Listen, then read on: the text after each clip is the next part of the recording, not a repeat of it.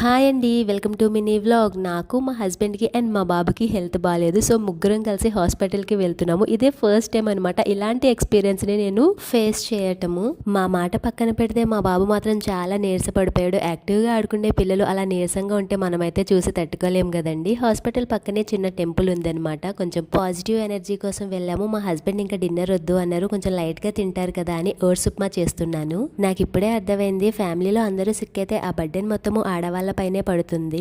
మనకి బాగున్నా బాగాలేకపోయినా మన చేతులతో మన ఫ్యామిలీ మెంబర్స్కి వండి పెడితే ఆ సాటిస్ఫాక్షన్ వేరు కదండి. అండ్ హ్యాపీగా కూడా అనిపిస్తుంది.